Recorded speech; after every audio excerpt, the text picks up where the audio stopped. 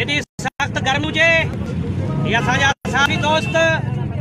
ये जमई बिरादरी जा दोस्त उन्नड़ बिरादरी जा सरापा एहतजाज हुजन वो शहर झुडो में वो इन्हीं जे करे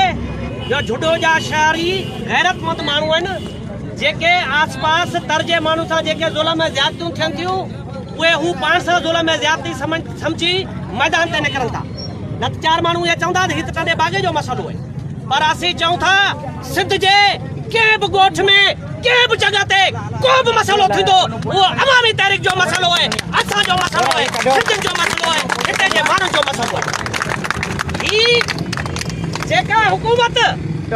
हज़ारे एकड़ ज़मीन रोज मलक रियाज के पई ॾे,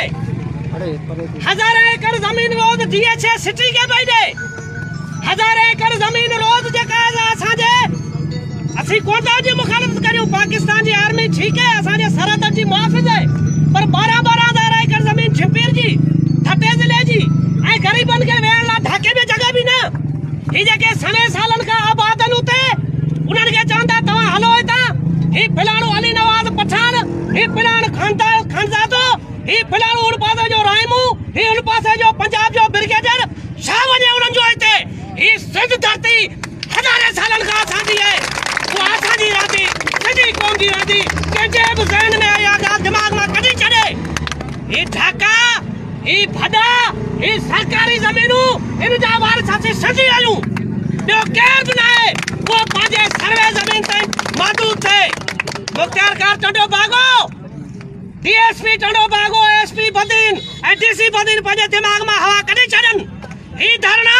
असीं बदीन ज़िले में हणंदासीं मीरपुर खां डिस्ट्रिक्ट में हणंदासीं हर जगह ते हणंदासीं जेसि ताईं जमाली बिरादरी ऐं उन्हनि बिरादरी का इंसाफ़ नथो थिए। फौरी तौर ते सिंध हाई कोर्ट ऐं सुप्रीम कोर्ट इन वाक़े जो नोटिस वठनि हिते को वॾो वाक़ियो थी सघे थो हफ़्तो अॻु में उन्हनि जूं न्याय केस ज़ख़्मी थियूं आहिनि हुननि जी FIR कोन थी कटिजे ऐं वरी हुननि ते FIR कटी पई वञे ही किथे जो ज़ुल्म है हिकिड़ो हुननि खे ज़मीन तां लॾायो वञे हुननि जूं औरतियूं ज़ख़्मी थियनि वरी केस बि हुननि ते।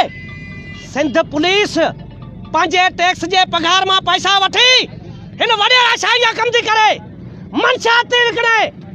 गरीब माण्हुनि जे ज़मीननि ते कब्ज़ा थी कराए असीं उन्हनि खे ॿुधाइण था चाहियूं त तव्हां हिन अवाम जे टैक्स जे पैसनि मां पघार खणो था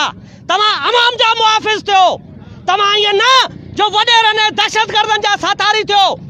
कोर्ट जा आर्डर इहे वकीलनि असां पढ़िया आहिनि उनमें इहो थोरो ई को आहे त जमाली बिरादरी खे उन्हनि बिरादरी खे तव्हां लॾायो वञे उनमें इहो आहे त मुख़्तियार कार पंहिंजे अंडर में ज़मीन वठे जंहिं माण्हू वठे उहा उन वटि ई हुजे ऐं टैक्स वठे ऐं रिवेन्यू वठे उन्हनि खां ऐं उन्हनि खां जेके टैक्स आहिनि असांजा सिंध हुकूमत जा उहे वठे। ही अहिड़ो ज़ुल्म अहिड़ी बर्बरियत कोन बर्दाश्त कंदी अवामी तारीख़ हमेशह रोडनि रस्तनि ते आहे उहा हिन ग़रीब माण्हू लाइ त आहे ॿी हुनजी कहिड़ी लालच आहे छा हू इक़्तिदार लाइ कॾहिं वई आहे मैदान ते छा हू कॾहिं कुर्सियुनि लाइ वई आहे अवाम लाइ आहे। असीं चऊं था केरु बि इक़्तिदार जी कुर्सी ते वेठो हुजे वज़ीर लाइ मुराद अली शाह वेठो हुजे भलो आहे ज़बरदस्त पर ईअं उहो थियणु खपे छा जेको असांजा ईअं ज़ुल्म थिए ऐं असांजो कराची शहर सो फिलाणे जो थी वियो इहो कतई कोन थींदो। कराची सिंध जो कंध आहे कंध खां सवाइ जिस्म कुझु कोन्हे ही धरती असां सिंधियुनि जी आहे असीं उनजा वारिस आहियूं हिते ॿिया जेके आया आहिनि असांजा भाइर आहिनि उहे ॿाहिरि थी रहनि उहे असांजी धरती जा धणी थियण जी कोशिशि न कनि असांजे ज़मीननि जे मालिक थियण जी कोशिशि न कनि। ही ईअं न सम्झो त को शहीद फाज़िल राव शहीद थी वियो रसूल बख्श पली जो जेको उहो जिस्मानी तौर ते धार थी वियो हिकिड़ो अवामी तहरीक जो कारकुन रसूल बख्श पली जो आहे हिकिड़ो हारी तहरीक जो कारकुन शहीद फाज़िल राव आहे तव्हांजो घेराव कंदा मुख़्तियार कार टंडो बागो DSP टंडो बागो SP बदीन DC बदीन फौरी तौर ते पोइते हटी वञनि हिननि ग़रीबनि जो उन्हनि खे जीअण जो हक़ ॾियनि उन्हनि खे रहण ॾियनि जे न त इहे रोड रस्ता बदीन जा बंदि हूंदा झुॾे जा बंदि हूंदा समन सरकार वारा रोड बंदि हूंदा असीं सॼी सिंध ब्लॉक कराईंदासीं। अवामी तारीख़ आहे अवाम जी तारीख़ हिन ग़रीबनि जी तारीख़ आहे हारनि जी तारीख़ आहे ही जदोजहद जारी रहंदी अवामी तारीख़ ऐं ॿियूं पार्टियूं हिननि दोस्तनि सां सहकार में रहंदियूं। ही मुड़ुस माण्हू थी बीहनि। छा तव्हां मुड़ुस माण्हू थी बीहंदा? मतां सुभाणे को वॾेरो सरदार रईस अची वञे चए न न अवामी तारीख़ मां फिलहाल मां हथ कढो असीं वठी था ॾियूं, उहे कोन वठी ईंदा तव्हांखे, उहे तव्हांखे विकिणी छॾंदा। उनजे करे अचो गॾु थियूं।